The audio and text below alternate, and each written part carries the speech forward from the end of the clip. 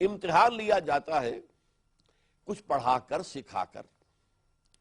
یا آزمایا جاتا ہے کچھ دے کر۔ آپ اپنے کسی بچے کو 100 روپے کا نوٹ دیجئے اور پھر آپ دیکھتے ہیں کہ وہ کدھر جاتا ہے۔ آیا وہ کہیں مٹھائی یا کوئی اور چیز کی طرف دوڑتا ہے، یا وہ کہیں کسی کتاب فروش کے پاس پہنچتا ہے، کوئی کتابیں خریدتا ہے، کوئی رسالے خریدتا ہے۔ اس سے آپ کو اندازہ ہو جائے گا کہ اس کا میلان کدھر ہے۔ تو اسی طریقے سے جیسا کہ میں نے عرض کیا، امتحان یا لیا جاتا ہے کچھ پڑھا کر سکھا کر، اور یا لیا جاتا ہے کچھ دے کر۔ تو ہمیں کیا دیا ہے اللہ تعالیٰ نے اور کیا سکھایا ہے اللہ تعالیٰ نے جس کی بنیاد پر ہمارا امتحان لیا جا رہا ہے، یہ بہت اہم نکتہ ہے اور حکمت دین اور فلسفہ دین کا بہت غامض مقام ہے۔ دیکھیے، اللہ تعالیٰ نے سب سے پہلے ہمیں بصارت اور سماعت عطا فرمائی۔ سورہ دہر کی جو آیت میں نے ابھی کوٹ کی تھی، اِنَّا خَلَقْنَا الْإِنسَانَ مِن نُطْفَةٍ أَمْشَاجٍ نَبْتَلِيهِ، اب اس کے بعد الفاظ آتے ہیں فَجْعَلْنَاهُ سَمِيعًا بَصِيرًا، ہم نے اسے اندھا بہرا بنا کر اس دنیا میں نہیں بھیجا ہے، اسے سماعت عطا فرمائی ہے، اسے بصارت عطا فرمائی ہے، اس سے آگے بڑھ کر اسے عقل عطا فرمائی ہے، غور و فکر کرنے کا اس کے اندر اس کی صلاحیت پیدا کی ہے۔ یہ عقل جو ہے انسان کے اندر، یہ ہے در حقیقت کہ جو اسے صحیح اور غلط کے درمیان امتیاز کرنے کی صلاحیت عطا کرتی ہے۔ پھر ایک اور شے دی ہے اللہ تعالیٰ نے، اور وہ یہ ہے وَنَفْسٍ وَمَا سَوَّاهَا فَأَلْهَمَهَا فُجُورَهَا تَقْوَاهَا، قسم ہے نفس انسانی کی، اور جو اسے بنایا اور سنوارا اور تیار کیا اور اس کی نوک پلک سنواری، اور اس میں نیکی اور بدی کا علم، فجور اور تقوی کا علم الہامی طور پر ودیت کر دیا۔ یعنی ہم دنیا میں آئے ہیں تو جیسے ہمیں باطنی، جیسے ہمیں ظاہری بصارت اور سماعت دی گئی ہے، ایسے ہی ہمارے اندر ایک اندرونی بصیرت بھی ودیت شدہ ہے کہ ہم جانتے ہیں بائی ایور ویری نیچر کہ کیا اچھا ہے کیا برا ہے، کیا نیکی ہے کیا بدی ہے، کیا خیر ہے کیا شر ہے، کیا گڈ ہے کیا ایول ہے۔ یہ علم بھی انسان کو فطری طور پر اللہ نے عطا کیا ہے۔ اس سے آگے چلیے، اللہ تعالیٰ نے اپنی روح میں سے ہم میں پھونکا ہے۔ مسجود ملائک جو بنایا تھا حضرت آدم علیہ السلام کو، تو دو جگہ قرآن مجید میں ذکر موجود ہے کہ فرشتوں سے اللہ نے فرمایا تھا کہ میں ایک انسان پیدا کرنے والا ہوں، انی خالق بشرا من صلصال من حمأ مسنون، لیکن جب میں اس کو تیار کر لوں، بنا دوں، سنوار دوں، وَنَفَخْتُ فِيهِ مِن رُوحِي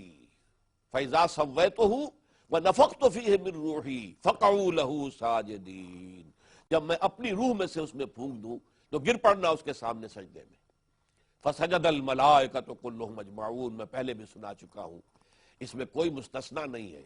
حضرت جبرائیل بھی تھے اور میکائیل بھی تھے اور اسرائیل بھی تھے اور اسرافیل بھی تھے، اور سارے ملائکہ کلہم اجمعون، انہوں نے حضرت آدم کو سجدہ کیا۔ تو یہ روح ربانی جو ہمارے اندر پھونکی گئی ہے، اس روح کے اندر اللہ تعالیٰ کی معرفت بھی موجود ہے، اور اللہ تعالیٰ کی محبت بھی، اگرچہ وہ یوں سمجھ لیجئے دھیمی دھیمی آنچ کے ساتھ سلگتی ہوئی آنچ کے مانند ہماری روح میں اللہ کی محبت بھی ہے۔ یہ ساری چیزیں دیکھ کر ہمیں اس امتحان گاہ میں بھیجا گیا کہ اب دیکھیں گے تم کیا کرتے ہو۔ اب اس معاملے میں سمجھ لیجئے، اس سے ایک نقطہ بہت واضح ہو جائے گا، کیونکہ یہ جو اللہ نے دیا ہے انسان کو، اس کا پھر نقطہ عروج ہوگا جس کا میں بعد میں ذکر کروں گا، وہ نبوت و رسالت ہے۔ لیکن یہ جان لیجئے کہ اگر کوئی نبی نہ آتا، کوئی رسول نہ بھیجے جاتے، تب بھی ہر انسان اکاؤنٹیبل تھا، رسپانسیبل تھا۔ ہم نے تمہیں نیکی اور بدی کا شعور عطا فرمایا تھا، تم نے بدی کو ترک کیوں نہ کیا، نیکی کو اختیار کیوں نہ کیا؟ ہم نے تمہیں عقل دی تھی، ہم نے تمہیں سماعت اور بصارت دی تھی، اور ہماری پوری کائنات، ہماری تخلیق تمہارے سامنے پھیلی ہوئی تھی، وہ آیات الہیہ تھی۔ ان فی خلق السماوات والارض واختلاف اللیل والنہار لآیات لأولی الالباب، یقیناً آسمانوں اور زمین کی تخلیق میں اور دن اور رات کے الٹ پھیر میں نشانیاں ہیں ہوش مند لوگوں کے لیے۔ تم نے کیوں نہ سوچا، کیوں نہ ہماری آیات کو دیکھ کر ہمیں پہچانا؟ لہذا نیکی اور بدی کے اعتبار سے اور ایمان باللہ، توحید کے اعتبار سے ہر انسان مکلف ہے، مکلف تھا، مکلف رہے گا، رسپانسیبل ہے، جواب دہ ہے، چاہے کوئی نبی نہ آتے، کوئی رسول نہ بھیجے جاتے، کوئی کتاب نازل نہ کی جاتی، لیکن مجرد ان لطائف کی بنیاد پر کہ جو انسان کو عطا کیے گئے،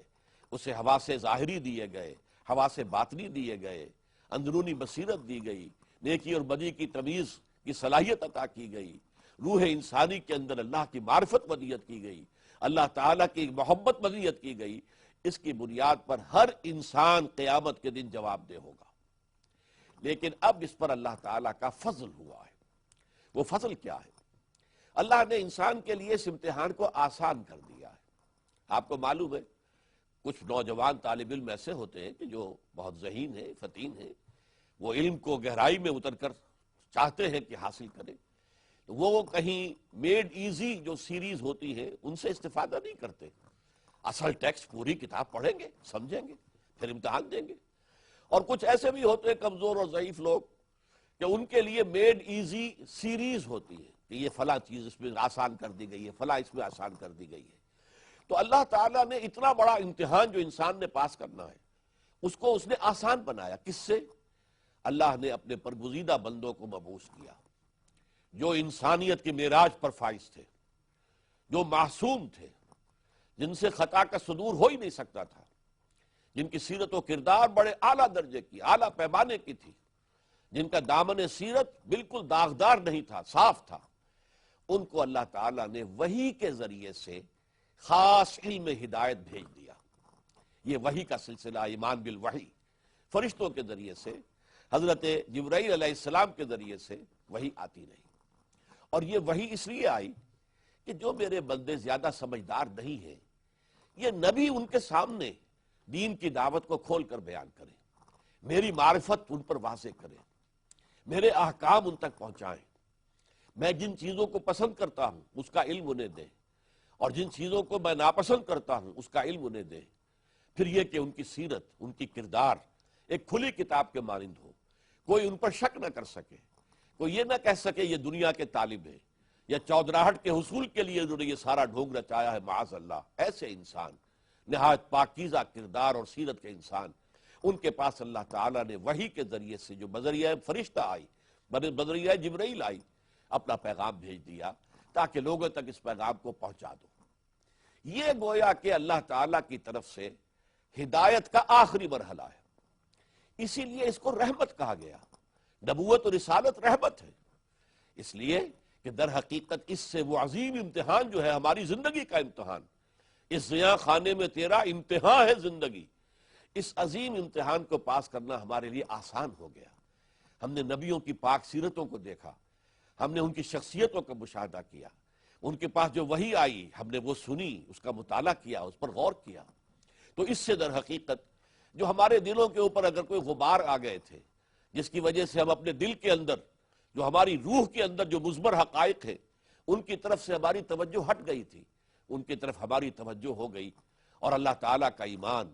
اللہ کی صفات کمال، ان سب کے بارے میں ہمیں علم حاصل ہو گیا، ہمارے لیے اب آسان ہو گیا امتحان۔ تو یہ اللہ کی رحمت ہے، اور یہ رحمت جس پر کہ تفصیلی گفتگو انشاءاللہ بعد میں ہوگی، یہ تدریجاً ترقی کرتے ہوئے سید المرسلین، خاتم النبیین محمد صلی اللہ علیہ وسلم پر نقطہ عروج کو پہنچ گئی۔ اسی لیے آپ کو کہا گیا وَمَا أَرْسَلْنَاكَ إِلَّا رَحْمَةً لِّلْعَالَمِينَ، اے نبی، اے محمد، ہم نے نہیں بھیجا ہے آپ کو